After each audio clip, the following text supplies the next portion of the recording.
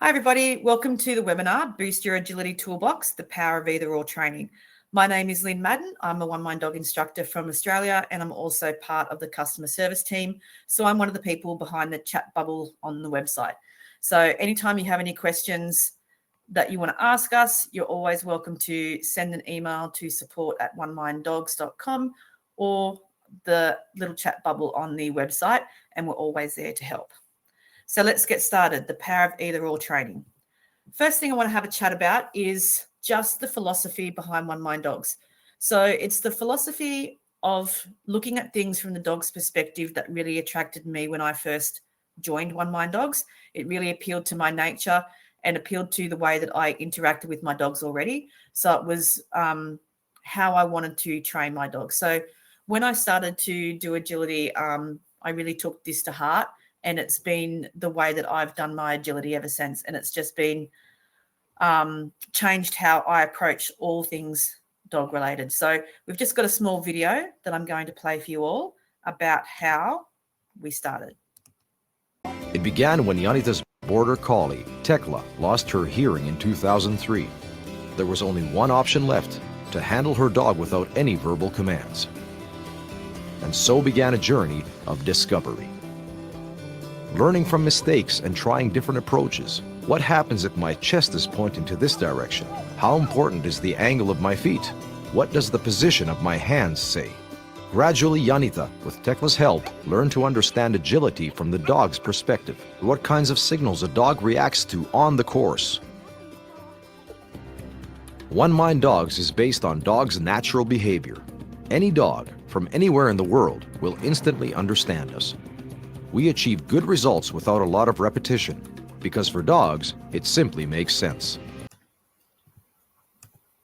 So most of you will have seen that video before, but it's really important to understand the reason why we developed this system was to base it on the dog's natural awareness and perception of how they see the world. So in this presentation, we're going to talk about what is your agility toolbox, planning your training, what is either or training, and how to use either or training to boost your toolbox. So the first thing is, what is your agility toolbox? So I have actually done a webinar on this, and I'll send the link in the emails that follow. But I did a webinar on building your agility toolbox. And it's basically the skills that you need in order to have a really good teamwork with your dog and understanding of agility. So basically, they build on top of each other. So we always start with the foundation skills. It's one of the most important things that you need to do with your dog, and you can't rush them. And I know we all get excited and want to rush our foundation skills, but they really are going to be what you build everything else on. Then there's lots of other things that we need to build into our toolbox, like contact training, weave training, obstacle skills, handling techniques, being able to handle sequences, the mental skills of our own in order to tackle agility, and the ring skills that the dogs need in order to cope with the environments that we take them into for competition, such as large sheds, lots of dogs around, noises, all those sort of things. We need to be able to make sure they're able to cope with that environment. So these are all things that we want to have in our toolbox from early on, so that you start building these things in slowly. Then when you're ready to compete, all those little pieces in your toolbox fit together, enabling you to really work well with your dog as a team. So next thing is planning your training. I know it's a big question that we get a lot, and it is one of those things that can be difficult to do because you're thinking, I have so much to do, where do I start? And where to start is one of the things that you can always ask us at OneMind Dogs. We're always here to help you work out where you can start with your training and guide you through the process. Again, there's a really big importance of understanding the foundations and thinking to yourself, do I have the foundations for that skill? And if that skill's not quite where I want it to be, go back to the foundations and train that. Then you sort of want to know, well, how much do I train? How do I choose what to train? And then you also have to think about training is not just for the dog. And so the skills that you need to train. It really depends on the stage you are at, your dog, and the training stage you're at. So when you have a new puppy in your life, you're really focusing on building that bond and relationship with your dog. You're talking about life skills that the dog needs to be a good housemate, and also the basic training skills, teaching your dog how to learn, teaching your dog how to take food, teaching your dog how to have really nice manners. They're the most important things in puppy training, along with the loose walking and toilet training and all those sort of things that you need to have a really nice life with your dog. Because let's be honest, our dogs are 90% pets, and then they do sport on the side. So we want to make sure they have the life skills to be able to cope with any sort of situation. Then when they're in sort of puppy, young adult dog, we want to start building those foundation games in. And we do those sort of things right from an early age, because the way our foundation program is built is all about flat work and just playing fun games with the dog that later builds into skills that they need for agility. And then after foundation training, we look at technique training and obstacles, and then how you can put that together in a sequence, and then you go on to running the full courses and going to competitions. So basically, we want to start with foundations, basic training, adding in obstacles and handling skills, moving on to sequences, full course training, and then adding in things like the ring skills that you need for your dog and the mental skills that you need. So these are the skills that we have and that we need to train. And they're the things that we can help you with if you're wondering where you need to be in your training. And so I generally break down my week of what I want to train based on what happened last week. So I'll have some examples later on of the things that I've been working on with Drift and how I then plan my training. So we're about to go to our first national event. And so our weave skills and our contact skills are still a little bit weak. And so my next couple of weeks of training have been based around working and proofing our weave and contact training. And so that's where most of my effort has gone into. And so you do make those decisions based on what was happening in the previous week and the skills that you need to build on. Now, either or training, what exactly is it?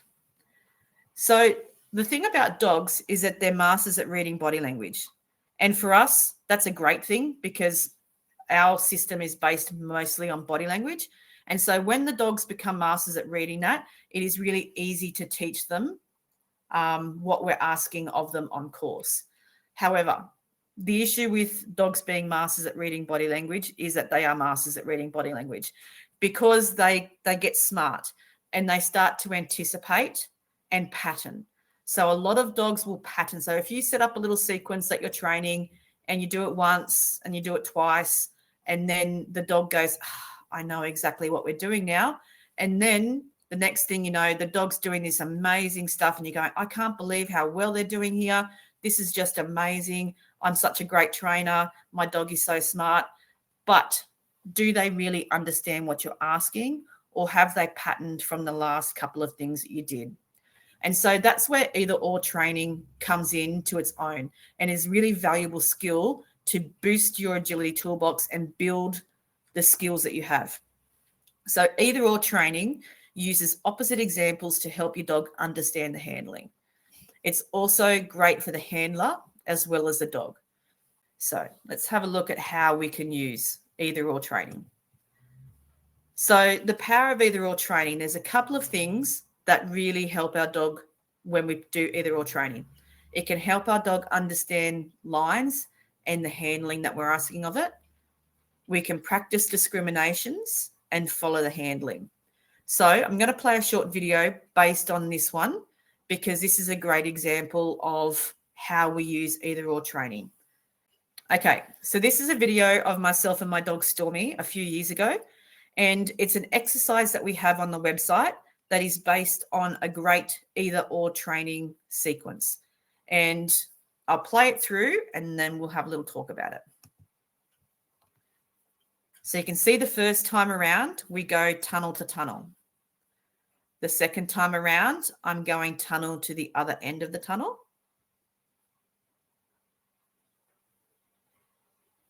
The third time around, I'm going tunnel to the jump. This time around, I'm going tunnel and then straight back the other way. And third time, we're not going to the tunnel. And I'm just going to bring this up again.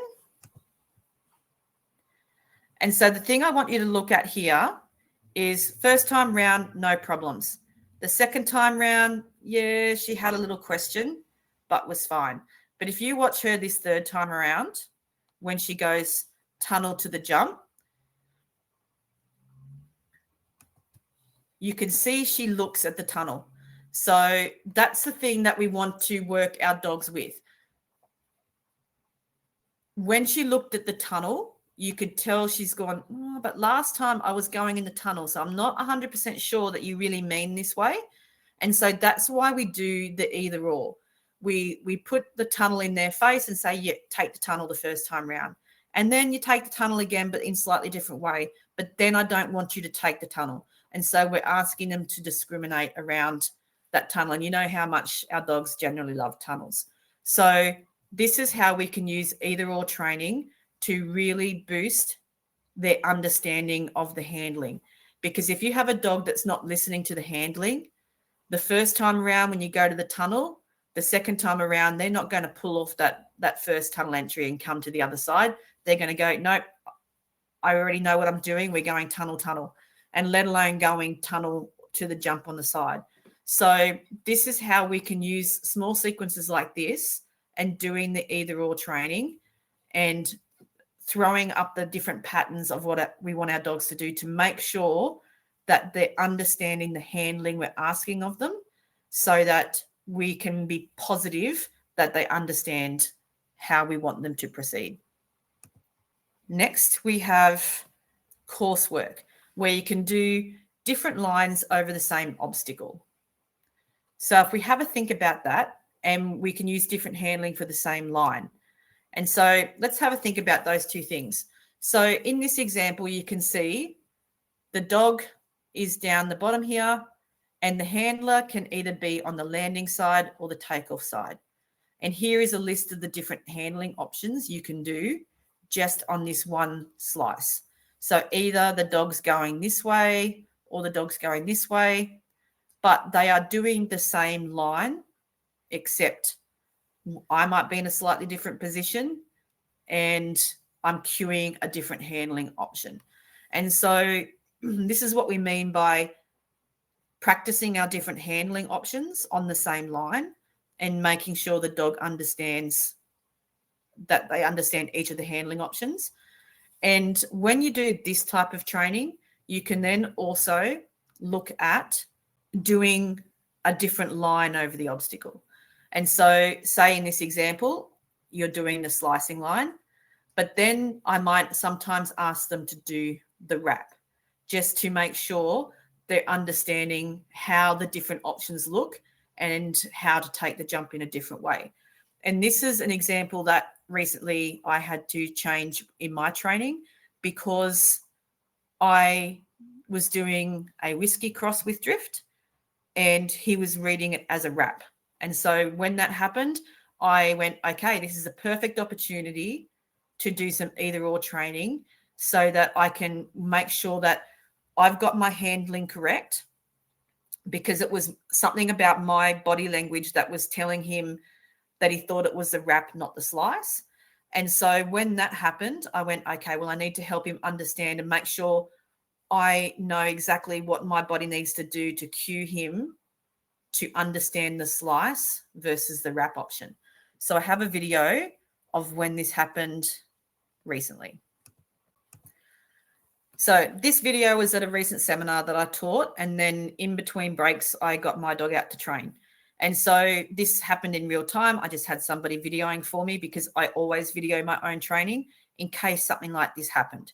So this is exactly what I did in real time so that you can see how you can use either or training when things go wrong on your own. So the first time I tried to do the whiskey cross, which meant that I wanted my dog to come out of the tunnel over this jump and go this direction. towards the jump to the left and slice that jump. So backside send on this jump and slicing towards the left. And you can see that he wrapped that. And then I tried again just to see, okay, was it just an anomaly? And I went, okay, that didn't work. So then I did the smart thing, and he had 2 mistakes, which meant the understanding wasn't there. So I left my toy on the landing side of the jump for the dog to help him understand what I was asking. And then he got the idea. And so after that happened, I go, okay, I did it once with the reward placed. So let's see now if he's got that. And this time I'll throw the reward.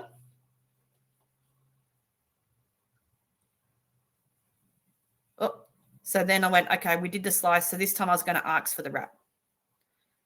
And again, you could see I didn't actually get that one right either. So then we got the wrap.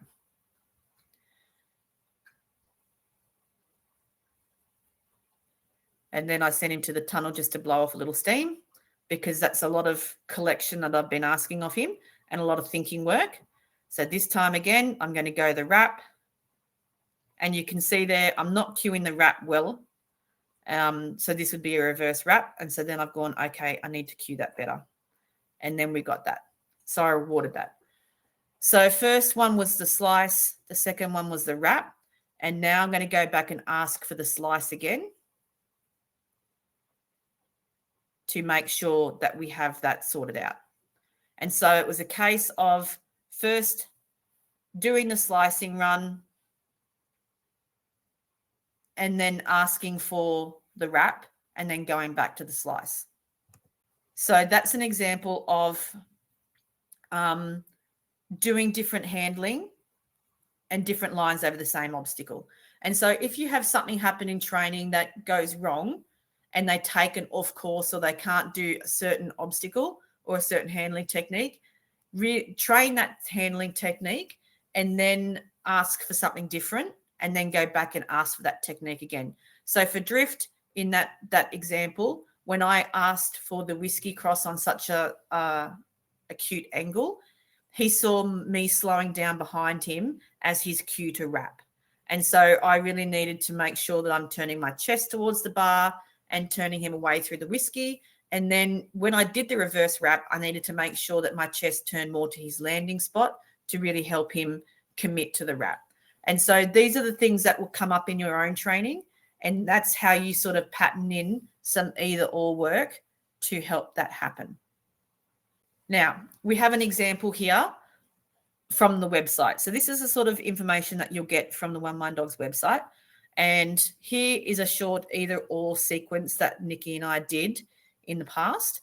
And you can see that there are different options. And we did all of these.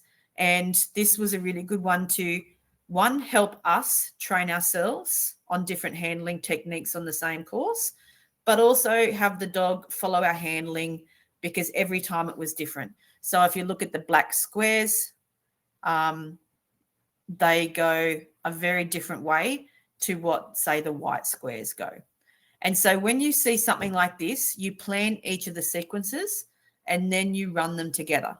Because if you ask your dog for something different every time, then you can test whether or not they can follow your handling and whether or not we can cue the handling that we want differently.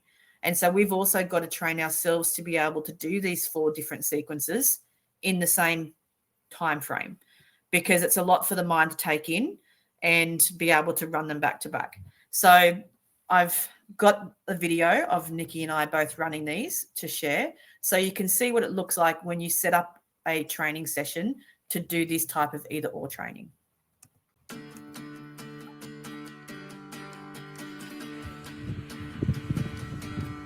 So this would be the white circles like that.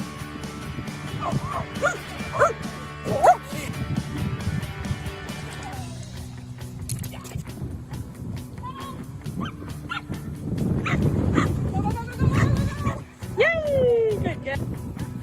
Run, Forrest! Easy! Yay!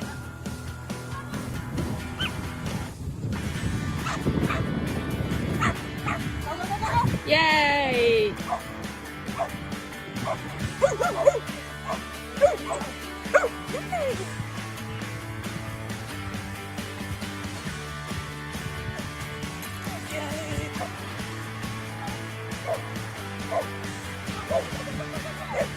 Good, yeah.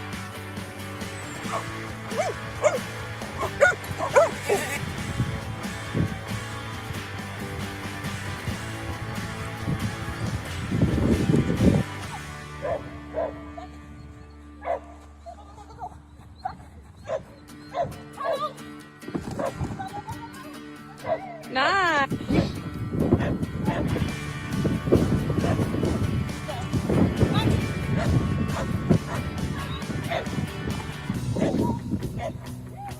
Yeah.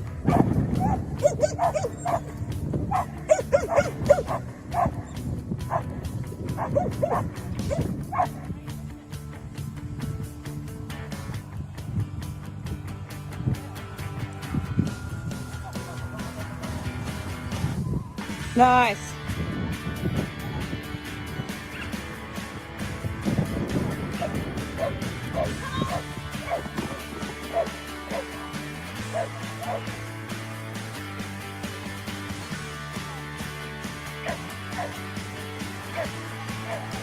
Very good.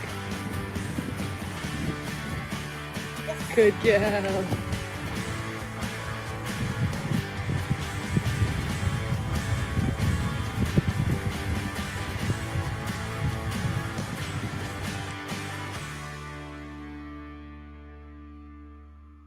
So that's an example of what you get on the website with the premium subscription. And we have lots of these sort of examples to help you boost your own training, so that we give you these sort of sequences that you can try for yourselves to just test whether or not you have the skills to be able to do the different handling options here and come up with the options that work best for you and your dog. Because you could see in that video that Nikki and I did some very different handling options based on how both of our dogs ran.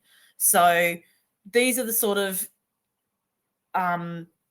exercises that you can do at home to really help boost your own training. So this is a type of thing, once you have your dog being able to understand the different handling skills and you understand the different handling options, then it becomes time to do that either or training to really help cement the understanding that you have on how to do the handling techniques and which lines work best through the sequences, but also help your dogs understand the handling as well, so that when you're out there running on course, they have no questions.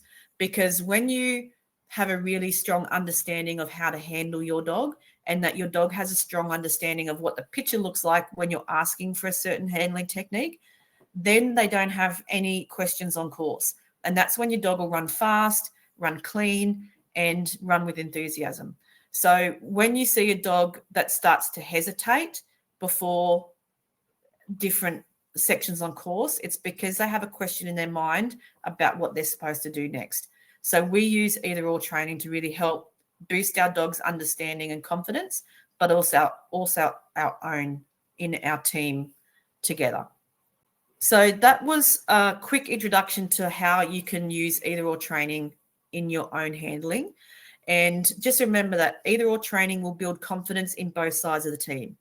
Once you have a full understanding of the handling techniques and how to maneuver your dog around course, and your dog understands when you do something a certain way, then they understand the line that they're supposed to take, then both of you will have confidence when you're out there running a course for the first time. And so take this either or training, add it into your own training program. And when you go out to do, so you think, okay, well, I'm going to do some front cross work and some blind cross work, make sure that you throw in different sequences that sometimes you're asking your dog to collect, sometimes you're asking your dog to extend, so that you can really make sure your dog understands the handling that you're doing. And that's going to build both of your confidence and your dog's confidence and make your team stronger. So thank you so much for joining me today. And I really look forward to any questions that you may have in the future. And please reach out to us at support@oneminddogs.com if you have any questions. and I look forward to talking to you all very soon.